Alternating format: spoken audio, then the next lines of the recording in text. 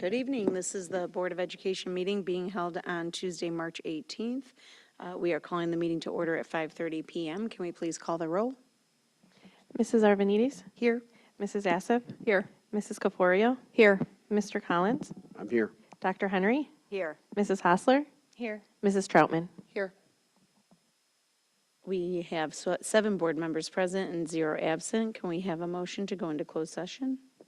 I move that the Board of Education move into closed session for the purposes of the appointment, employment, compensation, discipline, performance, or specific dismissal of specific employees of the public body, or legal counsel for the public body, including hearing testimony on a complaint lodged against an employee of the public body or against legal counsel for the public body to determine its validity. 5 ILCS 122C1.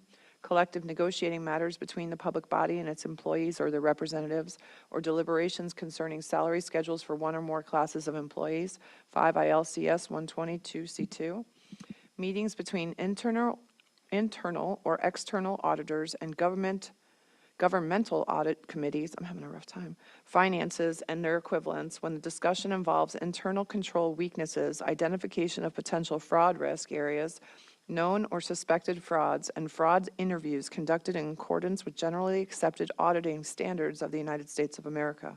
5 ILCS 122C29. Discussion of minutes of meetings lawfully closed under the Open Meetings Act, whether for purposes of approval by the body of the minutes or semi-annual review of the minutes as mandated by Section 2.06, 5 ILCS 122C21. Second. Motion made by Mrs. Troutman, second by Mrs. Caforio. Can we please call the vote? Mrs. Troutman? Yes. Mrs. Caforio? Yes. Mrs. Assif? Yes. Dr. Henry? Yes. Mrs. Hosler? Yes. Mr. Collins? Yes. Mrs. Arvanites? Yes, 7 ayes, 0 nays. The board will move into closed session.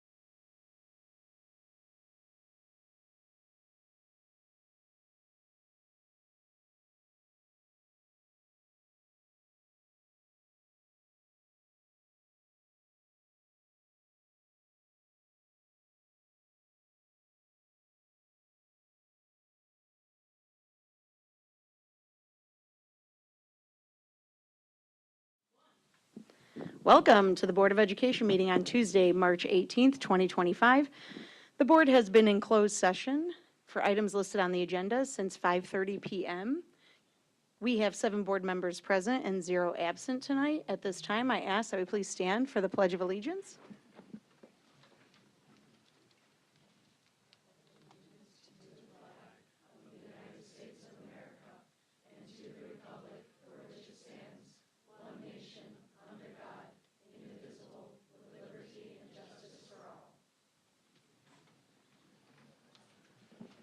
Okay, we'll start our evening with our spotlight and recognition. Thank you so much for waiting patiently. Again, I apologize for the delay. First up, we have our York High School speech team. If you are here to be awarded, come on up.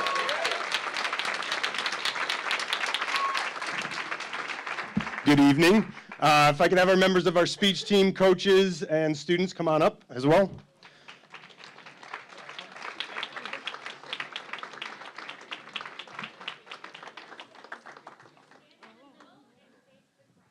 There we go.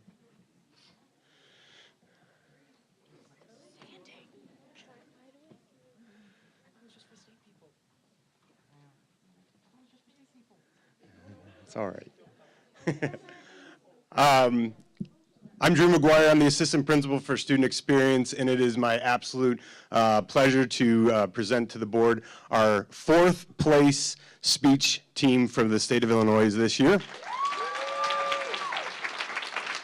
This is the 2nd year in a row that our speech team placed 4th at state. I just want to thank all of you for all of your hard work, the time, the commitment, coaches, students. Your season starts so early on, pretty much in the summer, and it goes all fall, all winter long, and you guys spend so many hours at school practicing your craft and preparing for all the things, and we are just so proud of all the things that you guys have accomplished this season.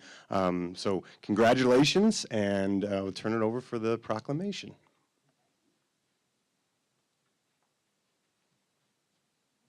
Hi, everyone. So honored to present this to all of you. My daughter is on the novice team, so I know how hard you all work, and you get up at 6 a.m. on Saturday morning. You're gone until like 7, 8 at night. So, and you're just really amazing. So, just really honored to present this to you. So this is the board proclamation. Whereas the York Community High School speech team demonstrated excellence throughout the 2024-2025 season, finishing in the top 5 at every tournament and competing with a team of over 60 students each week. And whereas the team placed 2nd at regionals, advancing all 14 events to sectionals, where they claimed their 2nd consecutive sectional championship and sent 11 events to the IHSA state final. And whereas at the IHSA state final, the team placed 4th overall for the 2nd year in a row, continuing a legacy of success and excellence in competitive speech. And whereas the York speech team's dedication to communication, creativity, and critical thinking has helped students develop essential skills that will benefit them in future academic, professional, and personal endeavors. And whereas this success was made possible through the leadership of head coach Kevin Martin and coaches Justin Ali, Tom Mizell, Laura Thorison, Grace Sapko, and Joe Vitone, whose dedication helped the team achieve these remarkable results. And whereas the York speech team's achievements bring pride and distinction to York Community High School, Elmhurst Community Unit District 205, and the Elmhurst community, now therefore be it resolved that the Board of Education and Administration of Elmhurst Community Unit School District 205 extend their congratulations and appreciation to the York Community High School speech team for their outstanding accomplishments through the 2024-2025 season. Congratulations.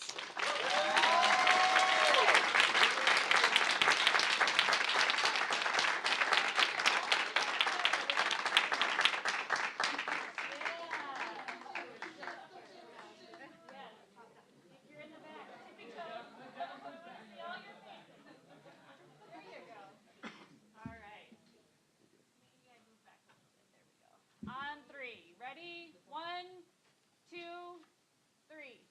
Awesome. Congratulations.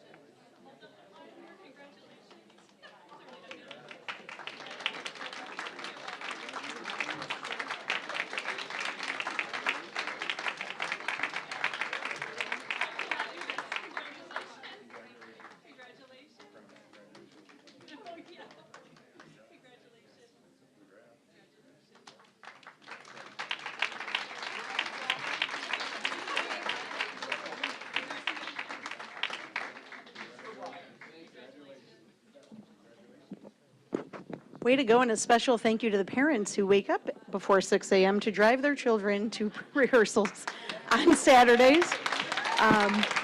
And also a deep, sincere thank you to our staff who work tirelessly with our students to develop their passions, to show them pathways that they can explore and keep moving forward in the areas that really connect them to school and each other. So thank you to our staff who work with the students on our school speech team.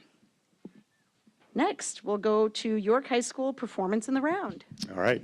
If we could have our members of the Performance in the Round team, students and coaches, come on up. Same drill.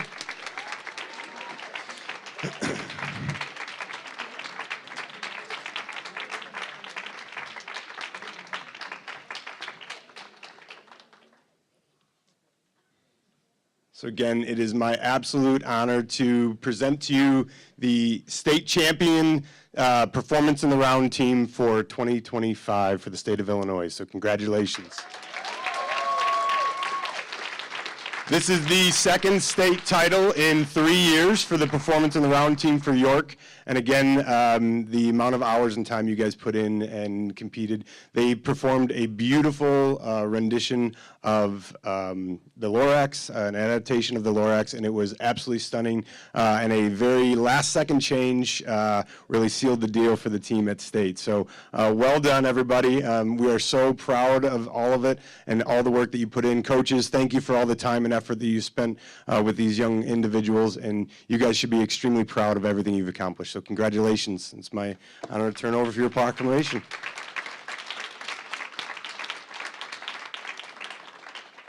Hello, everyone. Congratulations. An amazing accomplishment. So I'm going to do and read the boring part. Okay. Whereas the York Community High School Speech and Drama Performance in the Round team won the Illinois High School Association Speech State Championship on February 22nd with their piece, Unless, based on Dr. Seuss's The Lorax. This marks only the second state championship in the school's history for this event. And whereas the York PIR team secured regional and sectional championships at Glenbard West High School and Wheaton Warrenville South High School, respectively, before advancing to the state competition. And whereas this 15-minute performance is uniquely staged within a 16-foot circle with no set pieces or lighting, the storytelling relies solely on performers' creativity, using only costumes and props to bring the story to life. And whereas the PIR cast includes Aiden Espinoza, Alexa Klein, Quinn Tolman, Liam Rees, Eva Vitellaro, Sophia Braffhart, Moon Felton, Ava Glavinskas, and John Paulson, whose collaboration and dedication made this performance a success. And whereas the York PIR team delivered a powerful and timely message while fostering student collaboration, leadership, and sportsmanship throughout the state competition. And whereas this achievement brings honor and pride to York Community High School, Elmhurst Community Unit School District 205, and the Elmhurst community as a whole.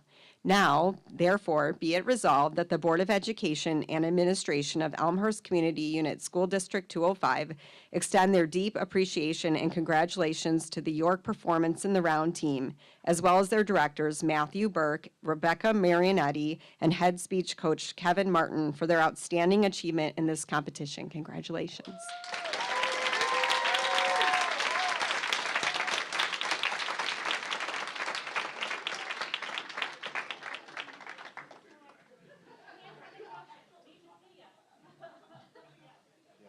Favorite thing. Your favorite thing. On three, ready? 1, 2, 3. Awesome. Congratulations.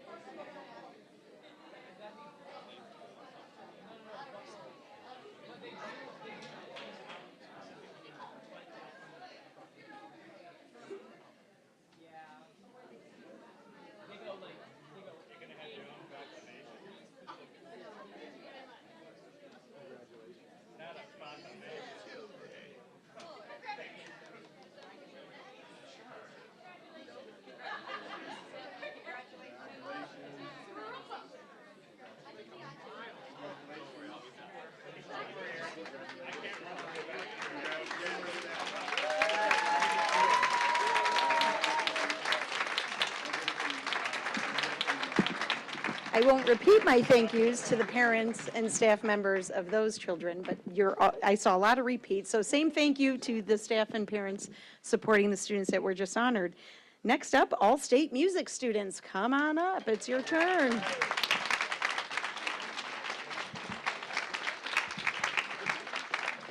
All-state music students and their teachers. Some of our teachers are here tonight. Come up. Would you come up too, please?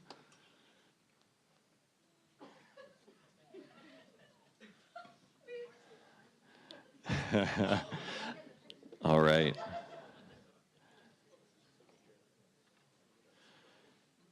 I know I've seen a few more of us, our faculty here. Come on up, guys. There we go. All right.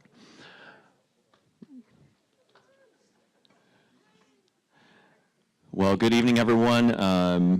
For those of you who don't know me, my name is Dr. Patrick Baker. I'm the Director of Arts, PE, and Health for District 205. It is an honor and a privilege to be with you this evening to celebrate the accomplishments of some of our outstanding middle and high school student musicians. Yes, we had middle school students at All-State this year, which is a first for us.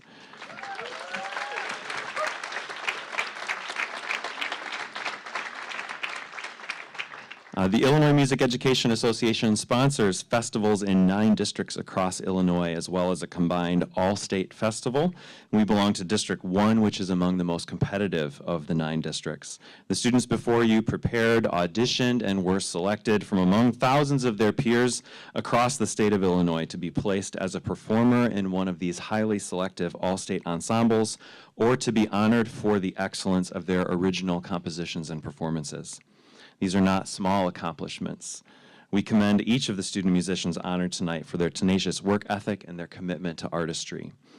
Each of them has done an excellent job representing themselves, their ensemble, their teachers, their school, District 205, and the entire Elmhurst community.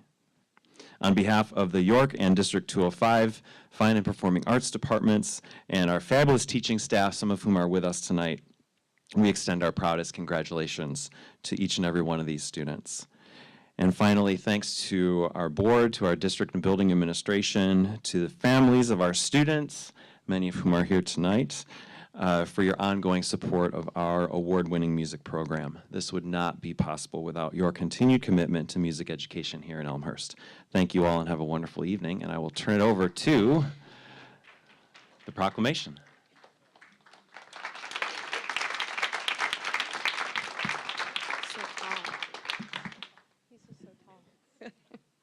All right, good evening.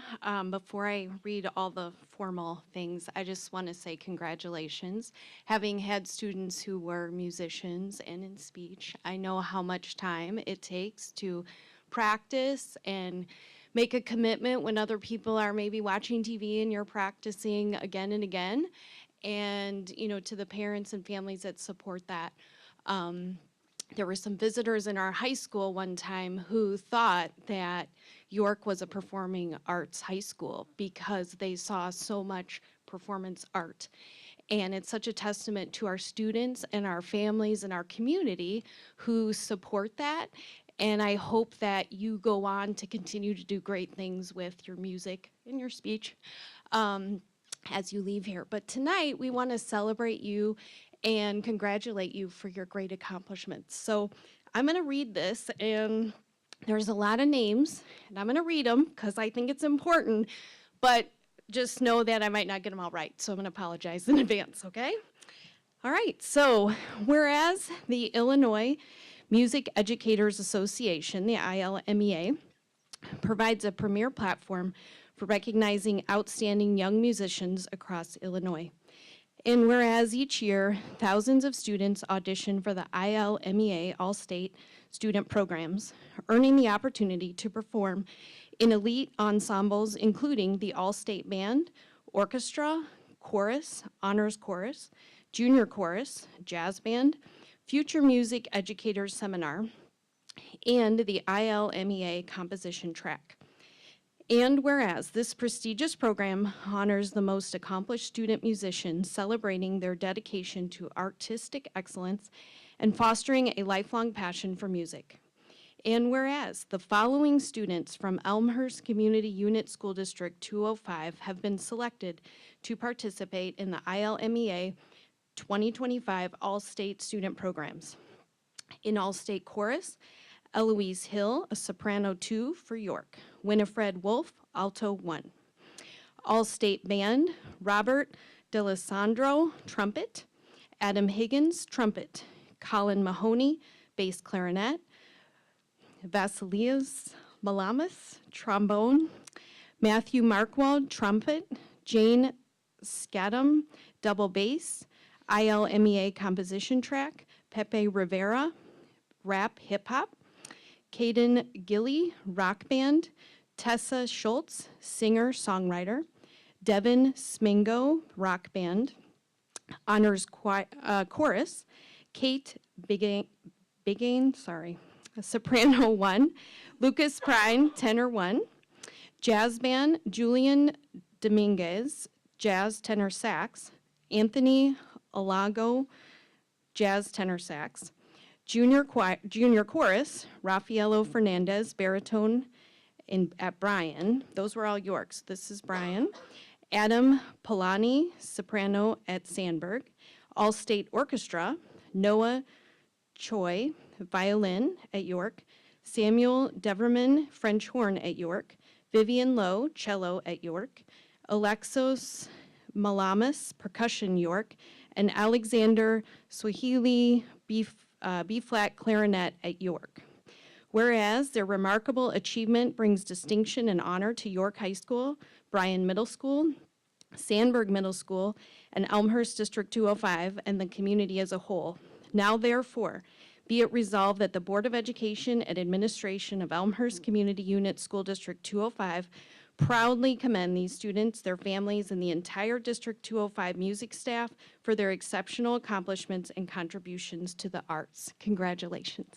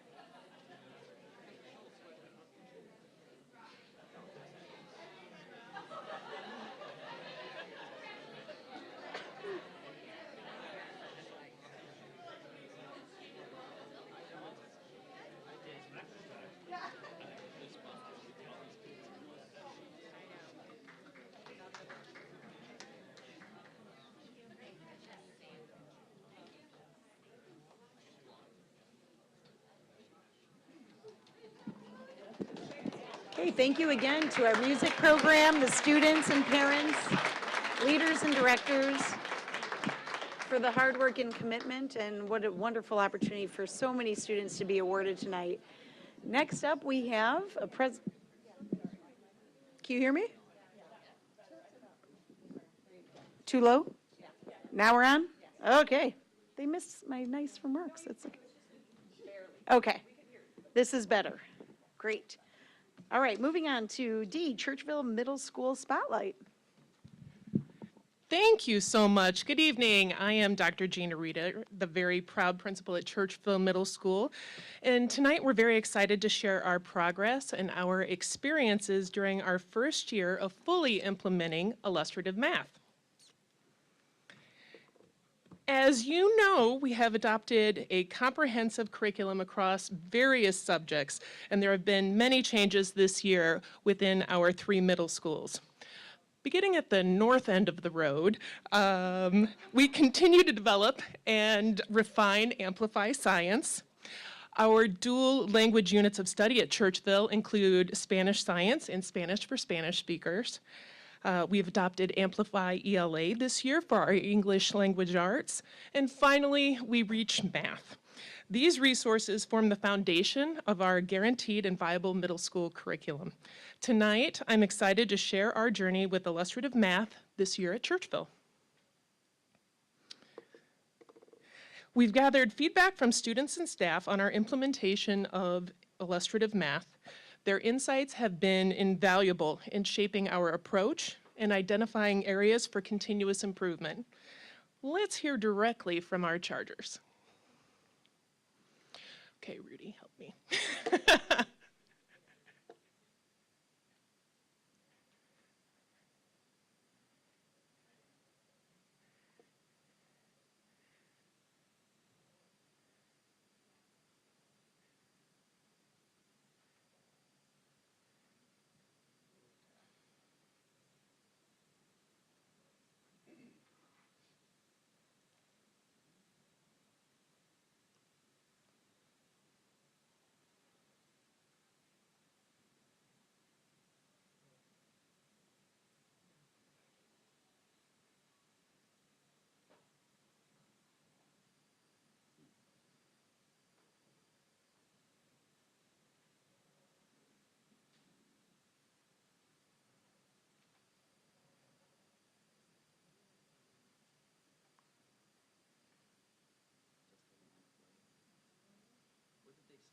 It's amazing. We have could students, we summarize. have staff. It's great. Work of art.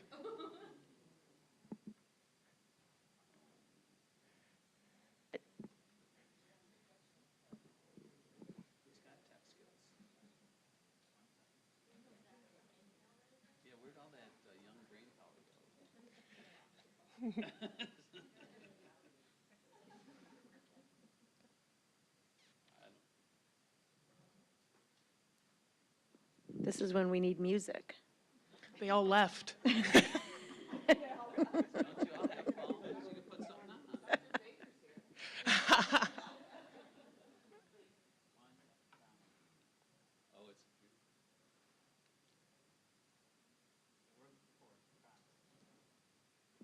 It happens.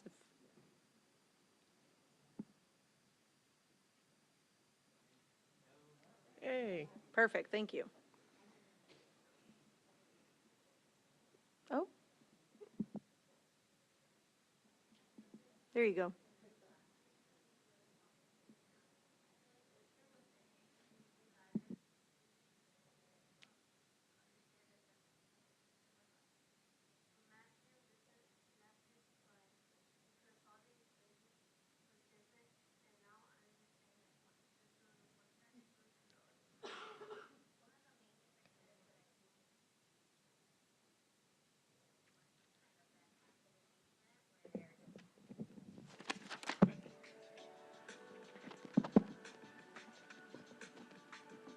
It feels different this year compared to last year because of the way the problems were written out. I feel like this year with the hangers and the tape diagrams, it was easier for me to understand it than it was last year. So math feels different last year because solving equations was different, and now I understand that what you do to on one side, you do it to the other side. One of the main differences that I see with students is they went from kind of that passive engagement where they're just taking notes, quietly doing steps that I had shown them, to them building that understanding and coming up with what steps might work and how to approach problems. So more active engagement. A lot of students who are maybe not confident before have started to build some confidence in the transition over to coming up with their own thinking and their own ideas. I would say that the focus in previous years was about what was I doing to make sure that kids understood the material. And now it's more of what are kids going to do and how can I use what they're thinking and what they're doing to solve problems to help them get to the end result. So it's less teacher-centered and more student-centered. One of the biggest shifts this year was switching to a problem-based curriculum. It's no longer expected that teachers are just the experts in the mathematics, but that they also have to be experts at leading class-wide discussions. What we've seen is that teachers are developing the skills to elevate student voices, which is really helping to fuel the learning. This year, we do the problem, and then when we come back together, we talk about what each other did and our strategies to figure it out, and it's way more easier to see what you did wrong. Instead of learning the solution, we have to learn the steps to get to the solution, which we could use inside other things outside of school. The curriculum progression helps students through the concrete, representational, and abstract thinking, where they're discovering mathematical concepts instead of just being explicitly taught them. So certain concepts will be rolled out over the course of a couple days, as opposed to just a mini lesson in one day. Students are exposed to a variety of different learning activities that make them think in different ways and exposing them to think about solving problems in a variety of different ways.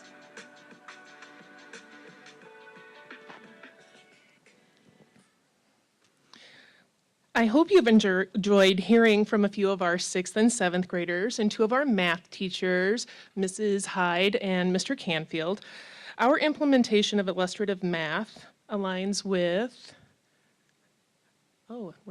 there we go, all 4 of our strategic priorities: student success, learning environment, financial and operational effectiveness, and community engagement.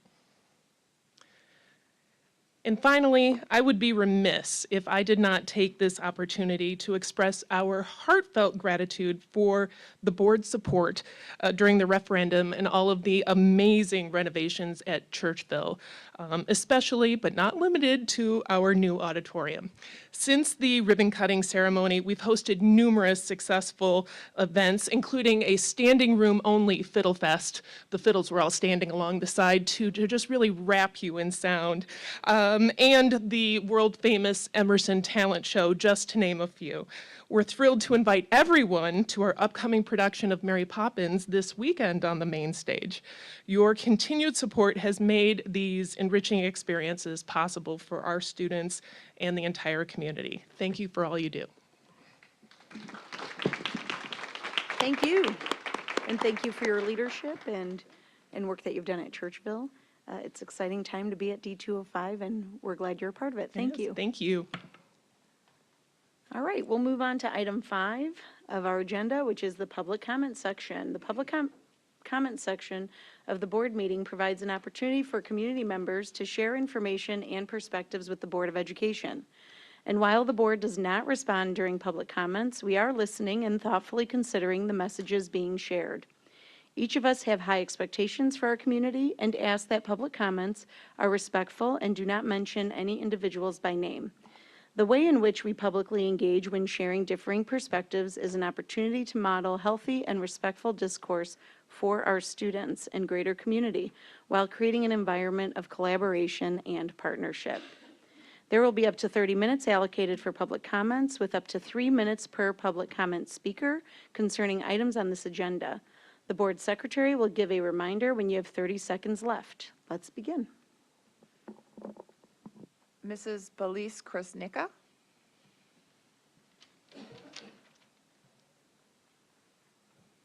Thank you, Ms. Troutman. I put all my names on there, and I was going to test you, but that's okay. I'm just picking 2. I'm not doing all 4.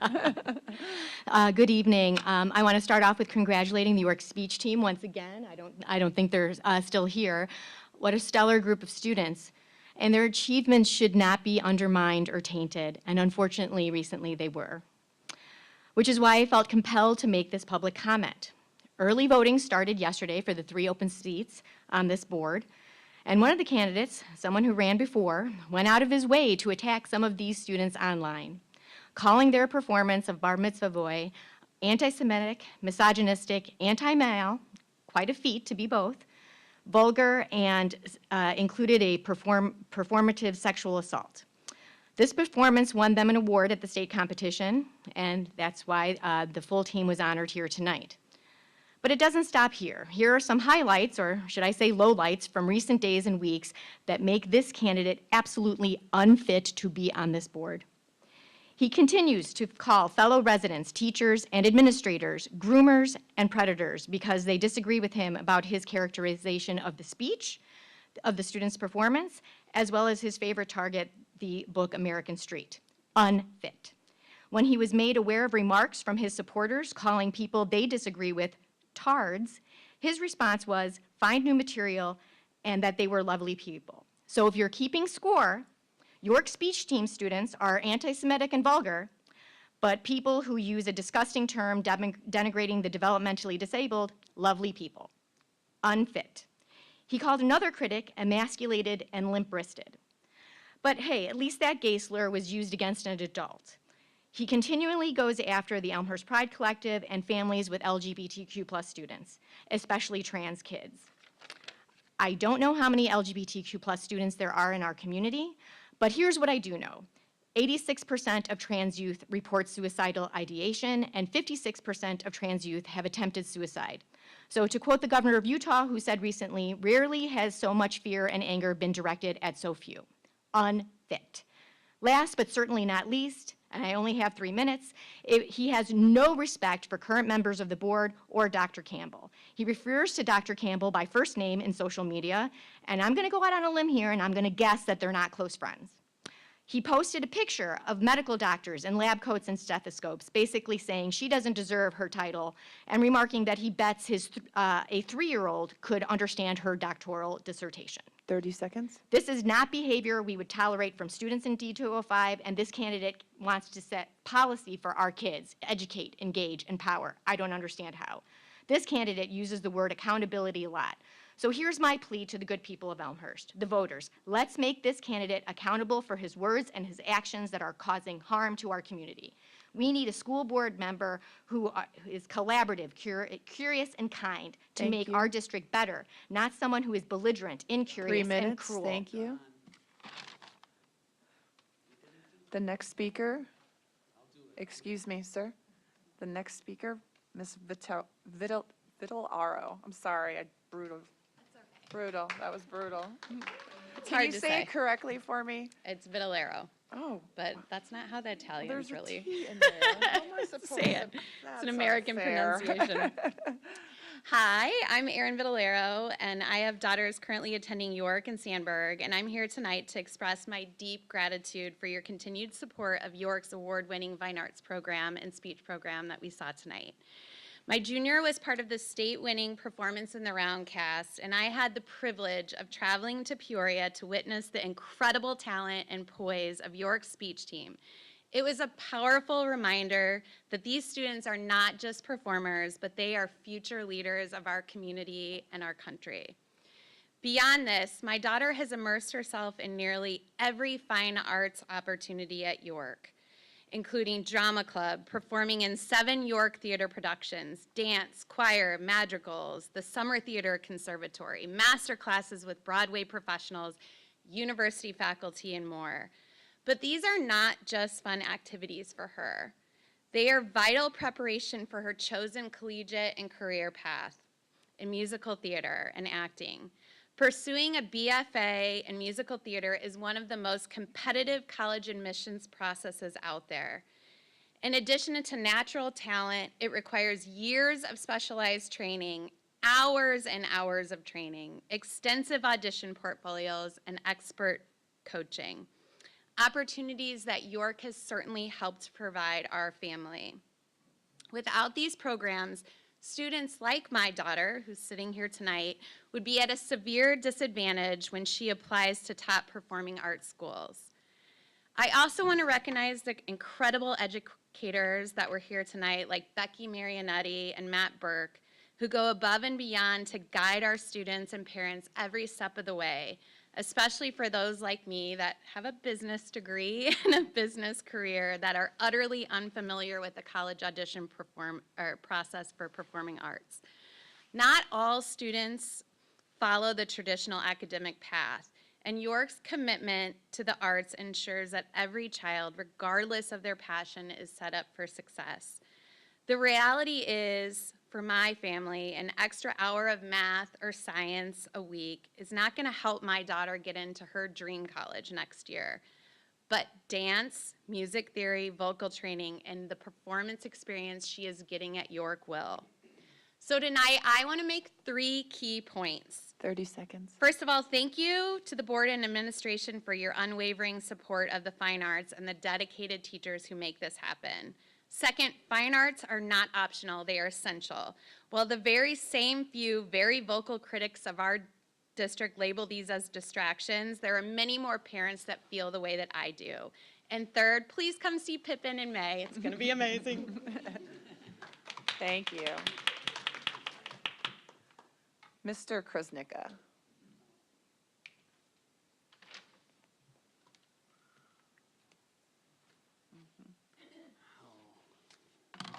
I'm sorry, I was hoping to go last. I had something prepared from Billy Madison, Adam Sandler. I just want to say, for voters in Elmhurst who may watch this, or maybe Mr. Giuliani, who reports in the Patch, I just want to make sure I state at the beginning, vote top 3 for BOE, vote top 3 for the Board of Education. If you get to the bottom of the list of 5 candidates, and we're picking 3 of 5, you get to the bottom, you've gone too far. Polls are open. Please, they opened yesterday. Please go exercise your right to vote. I do appreciate the 5 candidates who are running. I appreciate that they've put themselves out there. I have not done that. God bless them, those people who are able to do that. But let me just reiterate, vote the top 3 for BOE. It rhymes. We workshopped it. It works. It's easy. One thing I was thinking about, which if this person does come up here and speak tonight, I was thinking about a movie I just watched.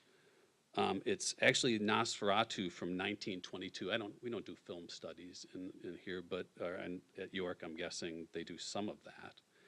But there's at the end, because Nosferatu, this whole idea of Dracula, which is now centuries in the minds of most people in the world, it's a force of darkness. And it's really light transparency that beats the darkness. At the end of the movie, a woman sacrifices herself. And there's no blood and gore. The Nosferatu character is overconfident, is hit by sunlight, and disappears in a puff of smoke. I hope maybe that might happen in our community with some of the garbage that's been spewed for the last several years, coming out of the pandemic, coming out of anger, whatever people have in their souls. But again, let me end. I don't want to get cut off. Vote top 3 for BOE, please. Thank you. Shut it off. Next speaker, Mr. Chavez.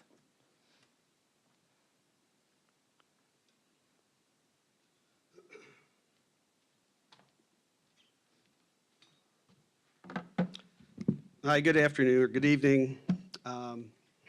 Just today I want to talk about roles, responsibilities, accountability, and what I see as a conflict of interest in District 205. Lately there's been a push by the establishment folks who favor the status quo to try to lead the discussion away from what's happening at York. And that's understandable because what's happening at York academically isn't good. It's dishonest and misleading to continue to tell parents their students are on a journey of excellence or that things are continuously improving when objectively they are not. If you go to the York parents page, you'll see one post after the next for parents looking for a tutor for math, for biology, for you name the subject, they're looking for a tutor.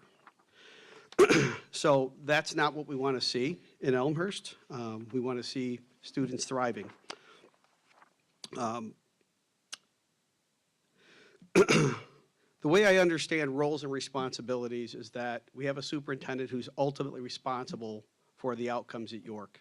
We know that for the last several years, we've had promises of improvement, but we've seen nothing but negative results, including last year where both ELA and math scores dropped 4%. You know, that's not a journey of excellence, it's not improvement.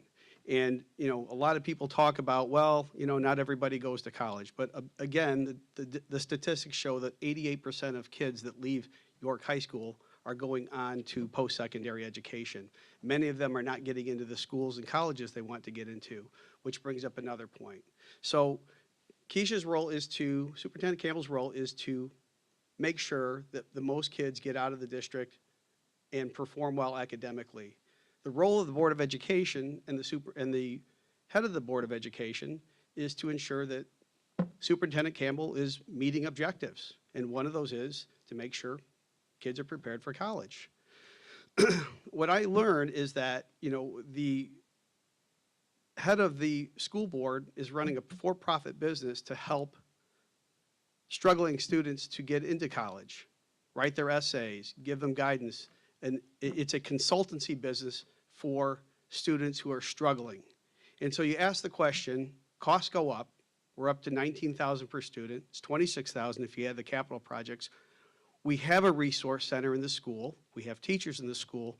Why do we need to have parents pay additional 30 money to seconds. prepare their students for their career? It seems like a massive conflict of interest to me, where you'd have somebody who's in a role of preparing students, not making sure that the district is preparing students, and then profiting off of offering consultant services. Maybe it's 3 just me. minutes. Thank you. Thank you. That's the last speaker. Thank you. Thank you to everyone who took the time to voice their concerns, support, or perspectives to the Board of Education. Common practice of the board is to follow up with public commenters after the board meeting as needed. We will move on to item number 6, which is approval of board meeting minutes. Item A is the approval of Committee of the Whole meeting minutes from February 5th, 2025, the regular board meeting minutes from February 25th, 2025, and special board meeting minutes from March 13th, 2025. Are there any changes to the minutes? Seeing none, those meeting minutes stand as presented. Next is the approval of closed session minutes from February 25th, 2025 and March 13th, 2025. Those meeting minutes stand as presented. Item number 7 on our agenda is the school year 25-26 staffing proposal and updates. I'll turn it over to Dr. Campbell.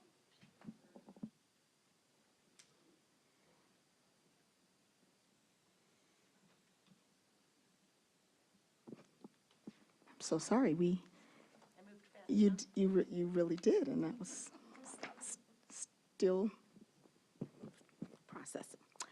I'm so sorry. Dr. Schumacher, I'm so sorry. That's okay, take your time. So annually in March, the board receives a update on preliminary, which is both certified as well as classified staffing changes for the upcoming school year. And so staffing adjustments are driven by shifts in enrollment and programmatic needs in the best interest of our students in District 205. So tonight, I have my colleague, Dr. Schumacher, Assistant Superintendent of Human Resources, to share information as we have begun to prepare for the 25-26 school year. Yes, thank you. Good night. Good evening. I'm sorry. Good night. Good night. Woo. Good evening. So Okay. we'll break the ice Let's, there. Good evening, Board of regroup. Education members, Dr. Campbell. There we go. Tonight, I'm happy to share our staffing plan to date for the upcoming school year, which we forecast having a positive impact on our strategic priorities of student success, the learning environment, as well as financial effectiveness. Our district and school administrators have engaged in a thorough review of student needs to date, starting back in the fall, as Dr. Campbell alluded to. And just as a reminder, staffing in our schools is a collaborative effort between human resources, our learning and teaching, student services departments, as well as school-based administrators and the superintendent of schools. With the support of the board, we ensure that every decision and every position counts for our students in District 205. Our strategic plan objective of projecting staffing needs and maximizing resources to achieve excellence drives this important work. This slide outlines our process over the school year, and it indicates key contributors and actions to successfully staff our school district, from determining allotments, which starts in the early fall through February, to placement decisions, to advertising and hiring any new staff. We work as a team to set up the school year for success.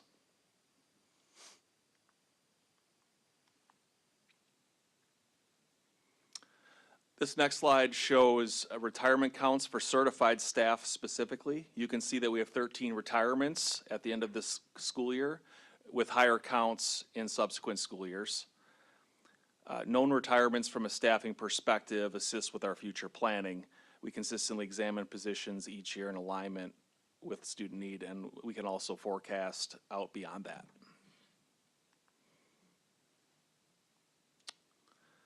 Here we provide a visual comparing our September 30th, 2024 enrollment with our projections for next school year.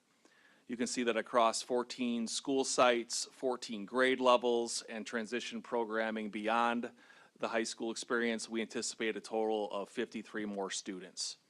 In staffing terms, this triggers a neutral approach from an enrollment perspective.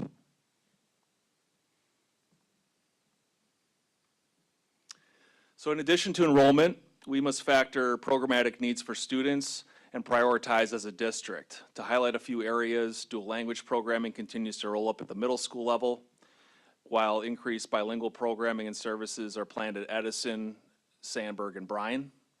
At York, we're seeking an addition of a certified learning behavior specialist to join the existing paraprofessional in what will be renamed the Student Success Center, with the goal of increasing intervention and support for students in an alternate setting during the school day. Finally, our plan for next year maintains current staffing levels for key areas such as instructional coaches, specialists, interventionists, gifted services, and secondary counselors. So in summary, to date, our preliminary staffing analysis for next school year shows that we're able to maintain our current year staffing allotments in all employee groups. That includes our certified, non-certified maintenance, custodial, administration, and non-union groups without impacting programs and services for students. Obviously, we do look at FTE and from a positional lens across schools, programs, and from an enrollment perspective, where we're reallocating existing FTE, we're able to maintain neutrality in terms of our bottom line. Natural attrition, I referenced retirements before. We do have resignations, leave of absences, other natural attrition in terms of personnel, routine personnel reports that support our district in terms of minimizing staff transfer and avoiding any type of reduction in force. And then, of course, we will continue to monitor. Today is March 18th. We continue to monitor both at the district and school levels student registration data, as well as other factors that may need us to make some decisions about modifying our existing plan. Thank you. And do you have any questions, Board of Education? Thank you, Dr. Schumacher. Questions, comments from the board? Kara? Of course I'm sure there's one. So I just want to acknowledge that, enable and have an opportunity to ask some questions of the administration. I really appreciate the work that went behind this presentation and understanding that, every time you have a vacancy, you're reevaluating what the need is, particularly in administration. There have been some changes in, attrition, and you've utilized that opportunity to better meet the needs for where we are now. And so I appreciate that you don't just hire to fill an empty position, you really evaluate what's needed for this time. And also, I think, in particular, I feel like this year, a really good reevaluation of, there's been so much work done with our curriculum and aligning curriculum with tests and where students, we'd like them to be, and just then doing the same with staff. What is the right staff in the right places to meet those needs? And it would be much easier to just say, oh, we have an empty spot, we'll fill it with the same.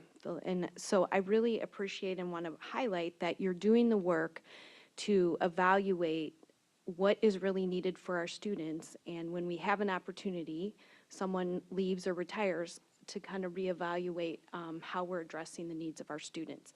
Understanding that needs change, the needs of our students change, the needs of our population, the world changes. And also just, tonight on our agenda is first read of policy 660, which if you look, is a long, long list of curricular things that are expected by the state. They pass as a law that we are required to teach. And they really don't come with money to teach those. It's our job at this table, with direction from you on how to make sure that all those things on that list are covered for our students throughout their education. And so I just wanted to highlight the work that I'm very grateful you're doing. I think it's very fiscally responsible, and especially understanding that, we did some hiring to really address needs, and so being able to just, kind of really look at, are we getting our return on investment and best meeting our needs through each year. So thank you for spending the time to really dig into that. Appreciate that. Thank you. Thank you for that acknowledgement, and thank you to the team, the school leaders, as well as the district administrators that sit around this table to partner in making sure that we are all aligned and rowing in the same direction to meet our organizational goals and well as outcomes. Any other comments from the board? What she said.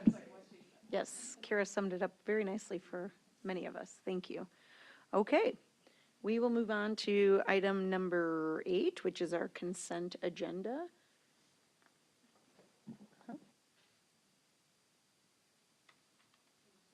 Okay, sorry. I'm not sure. No, that's okay. You don't have to tell me ahead of time. Is there anything anyone would like to pull from the consent agenda?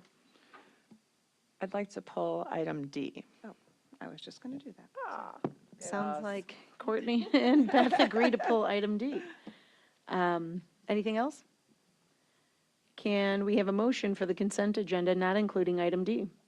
I move that the Board of Education approve the following consent agenda: A, personnel report; B, financial report; C, Freedom of Information Act request; E, membership renewal, Illinois High School Association; F, approval of exchange students; G, approval of supplemental staffing contracts; H, first read policy section 2, Board of Education, policy review 2105, 2110, 2120, 2140, 2265. I, first read policy section 4, operational services, policy review 410, 430, 440, 460, 4160, 4170, 4171. J, first read policy section 5, personnel, policy review 510, 520, 530, 535, 590, 5100, 5120, 5125, 5150, 5230. K, first read policy section 6, instruction, policy review 620, 660, 665, 6135, 6270, 6340. L, first read policy section 7, students, policy review 710, 7100, 7160, 7180, 7200. M, first read policy section 8, community relations, policy review 810. I'll second. Motion made by Mrs. Troutman, second by Ms. Hostler. Can we please call the vote? Mrs. Troutman? Yes. Mrs. Hostler? Yes. Mrs. Caforio? Yes. Dr. Henry? Yes. Mr. Collins? Yes. Mrs. Assif? Yes. Mrs. Arvanites? Yes, 7 ayes, 0 nays, motion passes. Okay, do we have questions, comments on the items that were removed? Item D. You have to have a motion. Oh, can we have a motion for item D on the consent agenda? I move that the Board of Education approve item D on the consent agenda, school year 2025-26 international travel recommendations. I'll second. Motion made by Ms. Troutman, second by Mrs. Hostler. Now we can have comments and Would you like to questions go from the board. first, Mrs. Hostler? Where I'm pretty sure I can just say what she said.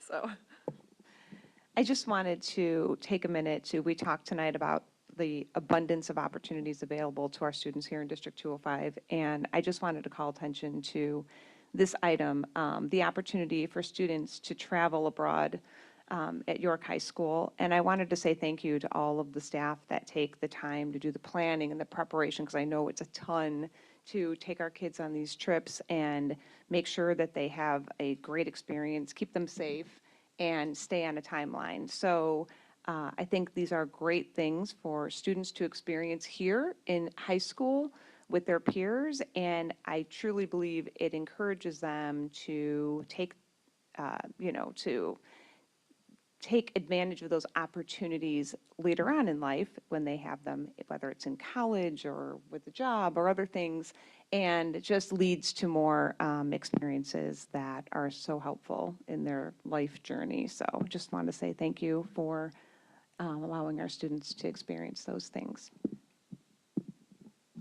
Yeah, very similar. I wanted to call attention to this program because of the opportunities afford so many students. And I've been looking back in our board agendas for the last couple of years. Taiwan is new. Like, I'm just, so these opportunities just keep expanding and expanding. And whether it's spring break or summer opportunities, to Mrs. Hostler's point, which really touched me, other than the student opportunities, is how much extra effort our staff and our teachers and the people that organize these programs are putting into it. This is on their time, their spring breaks and their summers. And so truly appreciative of them going the extra mile and their commitment to the student experience at York. So. Kara. Just, kind of building on that, I think, it's easy to forget when we dig into talking about data, which is very important. We talk about it almost every meeting, not this one actually, but most meetings. But I think just that education is a lot of different things. And so in addition to core subjects and the work there, we also, our community values the comprehensive education that our high schoolers have an opportunity to experience. And it's unlike any other. And when you have kids that have graduated from there, from my perspective, they are incredibly grateful for what they have gotten to experience and try out while they're here at home in high school before they go out into the world. And so it's truly, it's amazing, right? Mm-hmm. Like, I would like to. I know. It can be life-changing for students. It is. It really is. Yep. Well, and aside from these travel abroad opportunities, our kids have opportunities to travel in the district all the time. The choir kids were just in Savannah, Georgia this past week. And, my daughter's been to way more places than I have. So thanks to York High School. So, there's also other opportunities aside from just the travel abroad that kids can take advantage of as well if they wanted to do something a little more local. So it's great. Anything else? Can we please call the vote? Mrs. Troutman? Yes. Mrs. Hostler? Yes. Mrs. Gaforio? Yes. Mrs. Assif? Yes. Mr. Collins? Yes. Dr. Henry? Yes. Mrs. Urbanidis? Yes, 7 ayes, 0 nays, motion passes. We're on to agenda action items. Item A, approval of amendments to the DuPage West Cook Member District Agreement. So the school district is a member of a couple of different cooperatives.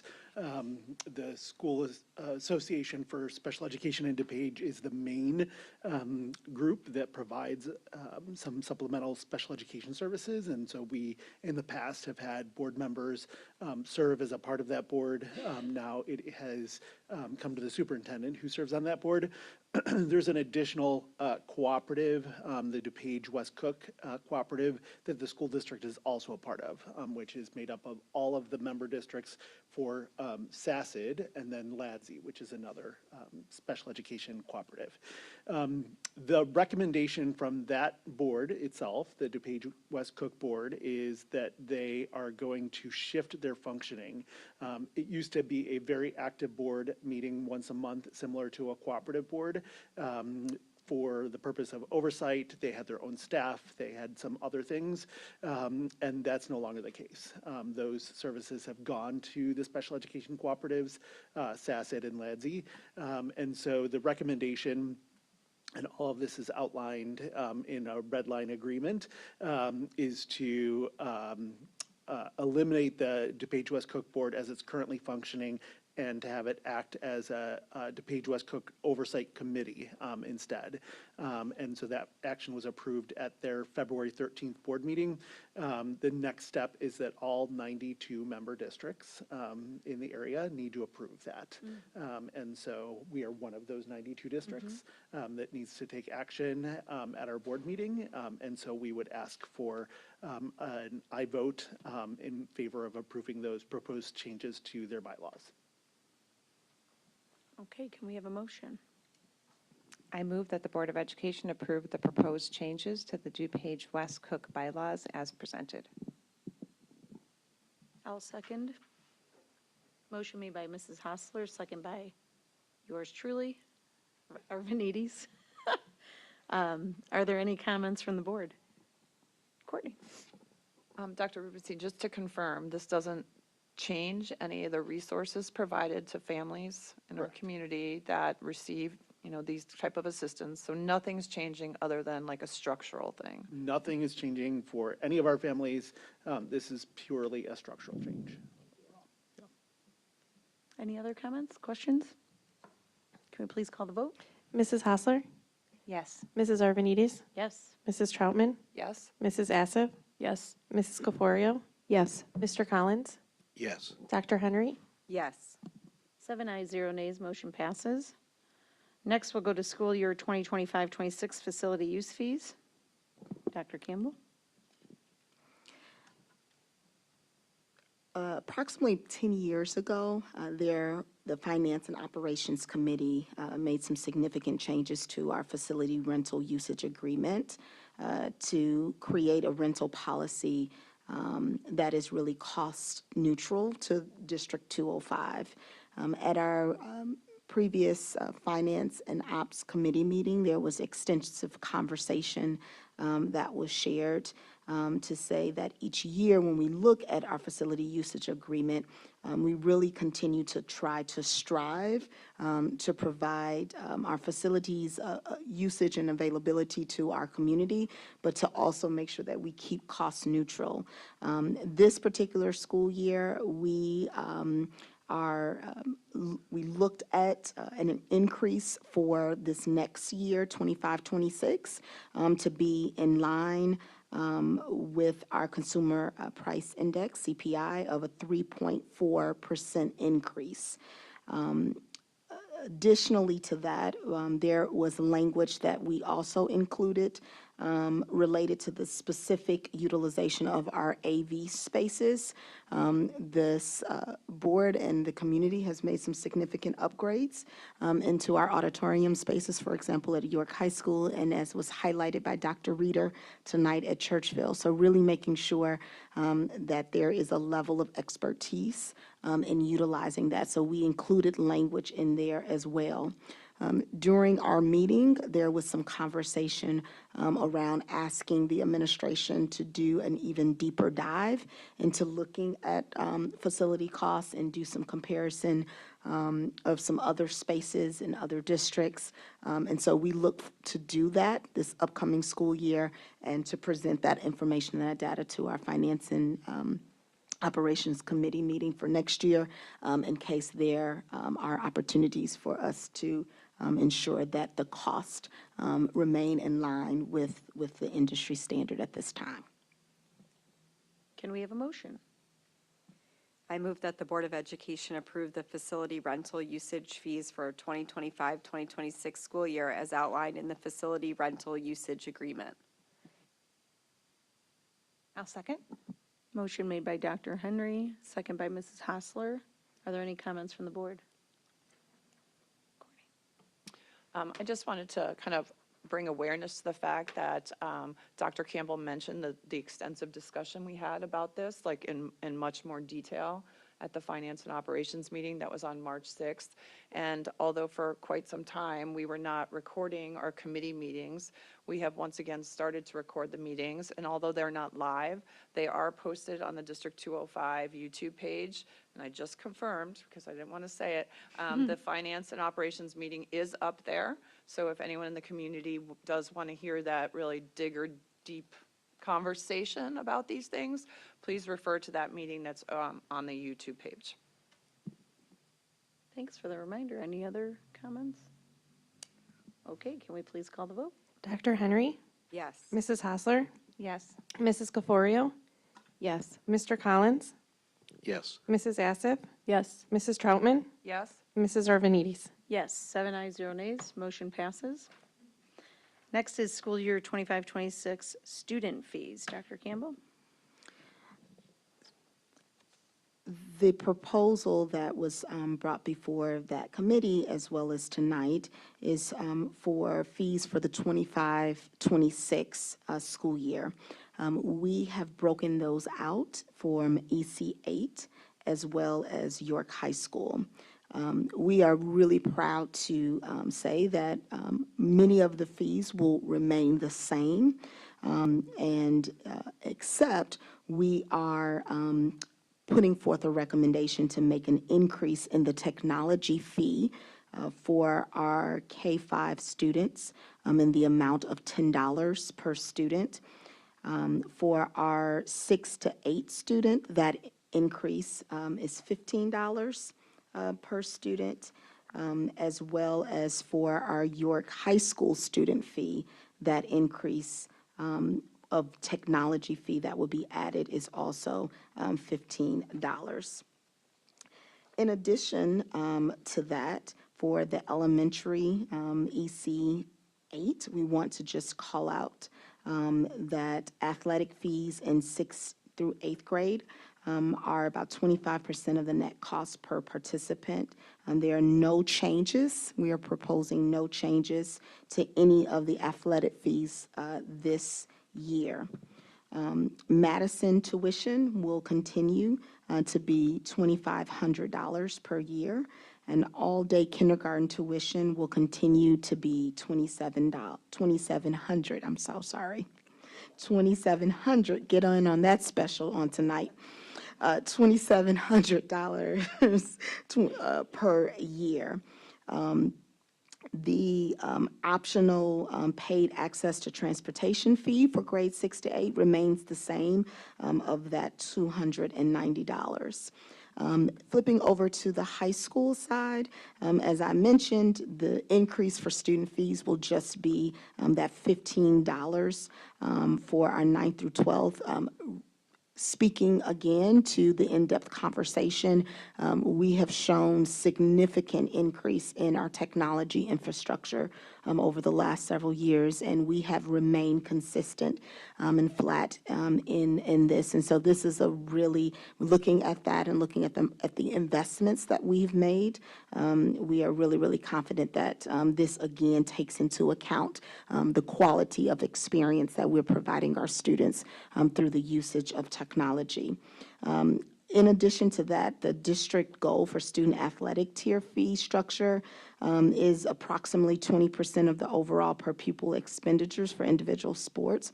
But for the 26-27 school year, the administration team will be doing a cost analysis, will be performed across all of our sports to ensure that our district goals are met. The last time that this analysis was done was during the 2020-21 school year. And so those results of that analysis will also be brought to the Board of Education at that spring Finance Committee meeting in 2026. Thank you. Can we have a motion? I move. There it is. I had to find it. I move that the Board of Education approve the 2025-2026 student fees for grade EC through 8 and high school as presented. I'll second. Motion made by Mrs. Assaf, second by Dr. Henry. Any comments from the board? Ms. Caforio.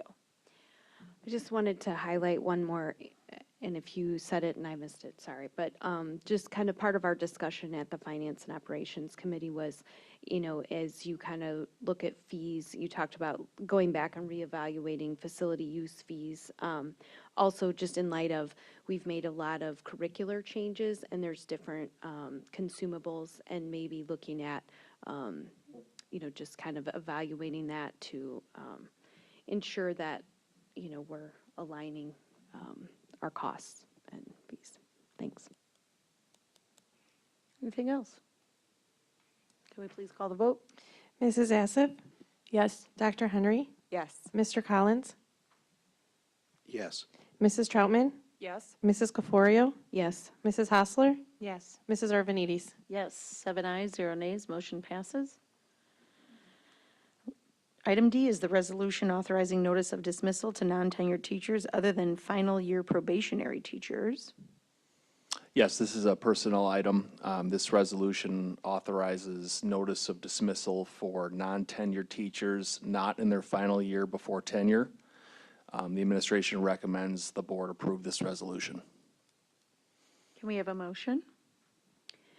I move that the Board of Education approve the resolution authorizing notice of dismissal to non-tenured teachers other than final year probationary teachers. I'll second. Motion made by Mrs. Caforio, second by Mrs. Hostler. Are there any comments from the board? Can we please call the vote? Mrs. Caforio, Yes. Mrs. Hostler, Yes. Dr. Henry, Yes. Mrs. Assif, Yes. Mrs. Troutman, Yes. Mr. Collins, Yes. Mrs. Urbanidis. Yes, 7 ayes, 0 nays, motion passes. Final one is the resolution authorizing the honorable dismissal of teachers. Back to Dr. Schumacher. Yes, so this resolution does just that. It authorizes the honorable dismissal of teachers. This pertains specifically to part-time probationary teachers, those on one-year contracts filling a one-year leave of absence, or a prorated contract starting after the beginning of this school year. These current staff are, of course, subject to recall based on our needs. Honorable dismissal of these staff is routine annually at this time, providing us flexibility as needed for placements. The administration recommends the board approve this resolution as well. Thank you, Dr. Schumacher. Can we have a motion? I move that the Board of Education approve the resolution authorizing the honorable dismissal of teachers. I'll second. Motion made by Mrs. Assaf, second by Ms. Hostler. Any comments from the board? Can we please call the vote? Mrs. Assif, Yes. Mrs. Hostler, Yes. Mrs. Troutman, Yes. Dr. Henry, Yes. Mrs. Caforio, Yes. Mr. Collins, Yes. Mrs. Urbanidis. Yes, 7 ayes and 0 nays, motion passes. Well, up to Superintendent Communication. I will turn it over to Dr. Campbell. Yes, we have three highlights and information we would like to share tonight with the Board of Education and our community. First, I'm going to kick it over to my colleague, Ms. Leishel. Great, thank you. We are here to remind you again and ask for your feedback on the annual 5 Essentials survey that is now open until March 28th. So families, if you haven't had the opportunity to fill out this survey that directly impacts school improvement plans and district-wide priorities for next year, we are asking that you do it prior to next Friday. To be able to receive parent feedback, we need at least 20% of parents from each building to fill it out, so please send those group texts and get your friends to give us the feedback. The link you can get from the QR code on the screen, but you can also get it through principal newsletters and district-wide communication as well.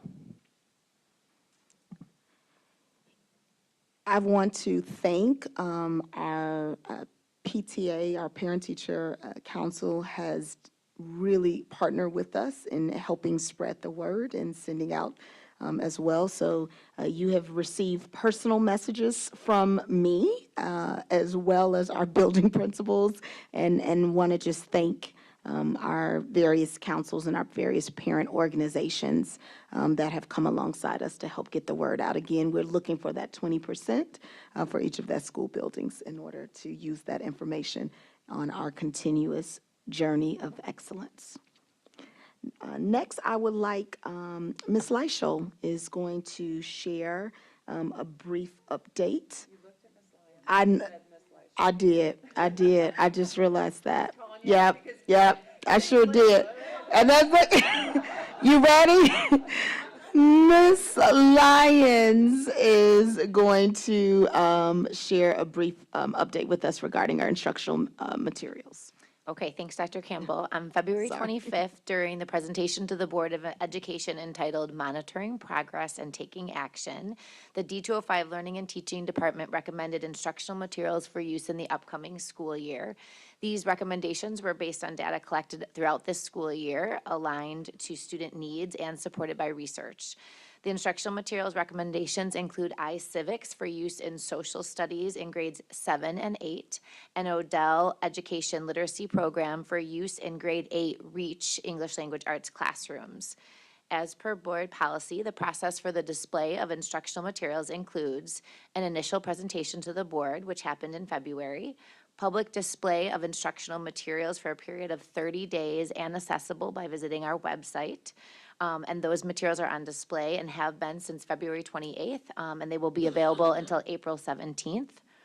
And then also, any interested citizens, as we shared in February, may express their concerns, suggestions, or complaints on the materials displayed for public review by April 17th, 2025 by submitting the online form, which is called the review form, instructional materials for SY 25-26. Again, this form is accessible by visiting our website. Since February 28th, there have been 0 instructional materials review forms submitted by the public. The D205 Learning and Teaching Department will provide another update for the board and request final approval of the SY school year 25-26 instructional materials at the April 17th, 2025 Board of Education meeting.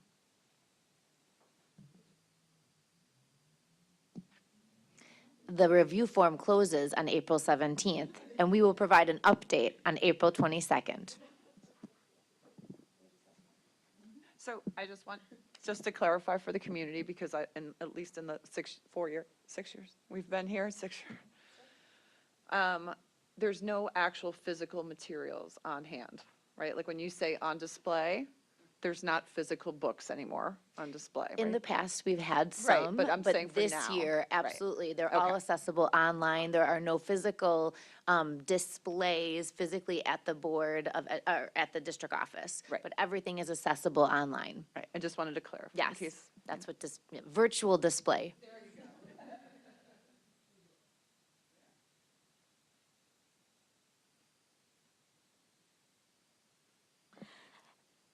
I'm looking at her and I'm going to call her name. Oh, no, okay. It's gonna Dr. Rubenstein. I'm going to help out.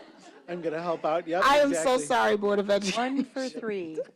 I thought that, okay, Dr. We're Rubenstein, mixing it take up us this away. You evening, mixing it up. Yeah, because that's not what's showing on you my the paper. strength of the team. So the D205 4th through 8th grade band and orchestra team recently completed Module 2 of the updated 4th grade instrumental music program, which we talked about last year at around this time, around this table. So the team traveled to each elementary school to provide all 4th grade students with the opportunity to play every beginning band and orchestra instrument in small groups, every single one.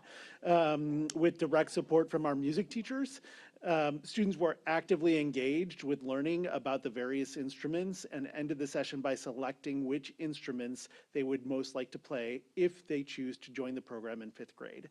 Special thanks goes to all of our elementary school leaders and music teachers for their support and engagement, and to our partners at Quinlan and Fabish, who provided additional instruments for students to try and sent several of their own staff members to support us at each school.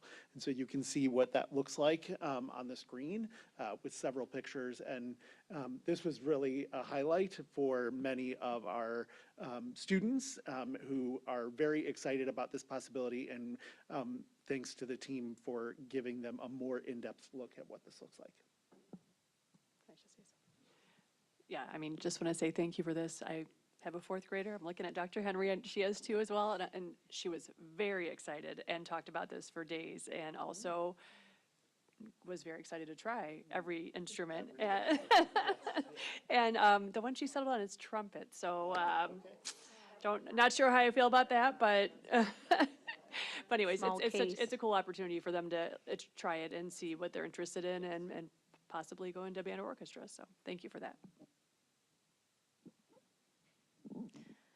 Okay. I just, one thing. Yes?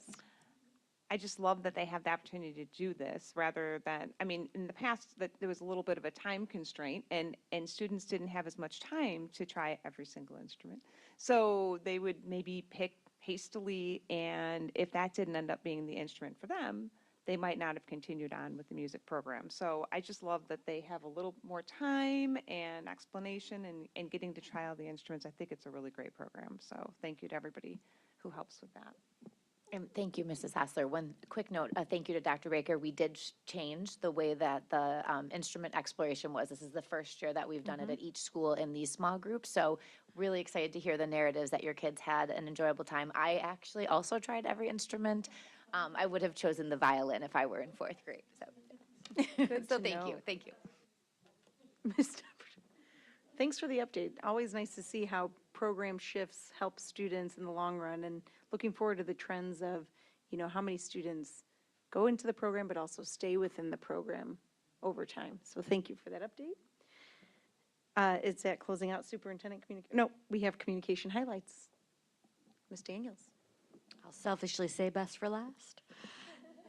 So the video that I'm going to share this evening, I'm going to share a portion of it. You see it's 5 minutes long. I didn't want to do that too.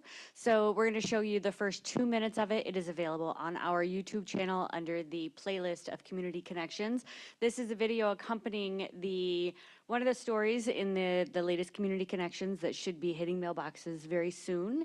It is entitled Finding Their Creative Voice, How D205 Students Discover and Nurture Their Passion for Visual Arts. It is the story of how it starts in kindergarten and carries through York High School, and how it opens doors and eyes and opportunities for visual arts as they progress into college. So we'll show you the first 2 minutes, and I encourage you to watch it either in the board highlights or on our YouTube channel.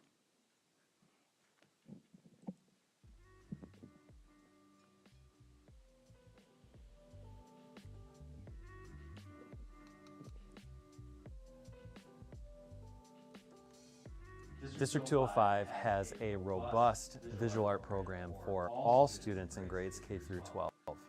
It's a bit of a hidden gem. It starts in kindergarten, where our art teachers lay the groundwork for technical skills and knowledge and experiences that students can have every week for all students. Goes into our middle school program, where students start to learn more about the various pathways within visual art, digital, two-dimensional, three-dimensional, and others. And then it expands into high school, where students can specialize and take classes in photography, drawing and painting, three-dimensional, clay, jewelry, and so many other options for them to explore their passion and purpose. I like to introduce them to something new by introducing an artist, because they really are attracted to that sort of the story part of it. They like to have a story that goes along with it. This artist lived here or accomplished this. And then from there, now that we know a little bit about this artist, let's try to create something that looks like that work in some way and use it as an inspiration. So here they're able to experience a little bit of everything, whether it is clay, painting, we've done some printmaking, and so they are able to kind of find that interest and see if that's something that they want to pursue later. It's also just a lot of fun. Getting up and coming out of their room and coming into this room, it's like one student said to me one time that this was like her space, that this is where she loved to be. It's just sort of an environment that's different and gives them a new experience. Thank you. Okay, item 11 is board member communications. Does anybody have any updates to share? Jim? Actually, it dawned on me that in 15 years and 11 months, I've never said anything during board communication that I can remember. Right. I thought I'd do it at least once. But I wanted to clarify something from our discussion at last meeting about the abatement of roughly $500,000. And while I was advocating for that abatement, I said, now didn't the district have revenues exceeding expenses by $7.5 million last year? And the administration couldn't confirm that and made me doubt, and I didn't have my audit with me. But if you look at page 10 on the audit, in the middle of the page, 2 sentences says, The district had budgeted for $6.764 million of excess revenues over expenditures in the general fund. Actual revenues exceeded expenditures by $7.627 million due to higher than expected local revenues. So I just wanted to set that record straight that yes, in fact, we had more than $7.5 million surplus last year. Jim, on that page, just for clarity, because I honestly don't know, the $7 million transfer, was that included in the actual budget, or is that an add-on to this? This is net of everything. Including, because I thought that's what Including. Mr. Welton would shared, was that, He was talking, I believe, he was referring to not the general fund, but the operating fund. okay. So it doesn't include the 7 million since it's a different fund. The general fund includes everything. Okay. I thought so too. Maybe next time. I mean, if you insist. You know, on this same topic, our voters have long memories, I've found. 3 years ago, on this particular topic, we said 1 year at a time, we would keep those debt payments level. And, you know, we talk a lot about earning trust, and, you know, the board did what they did. So you insisted.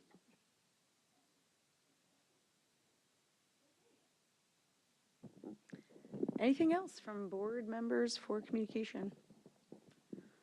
All right, upcoming meetings. We have a policy committee meeting on April 9th, 2025 at 5:30 PM here in District 205 Center.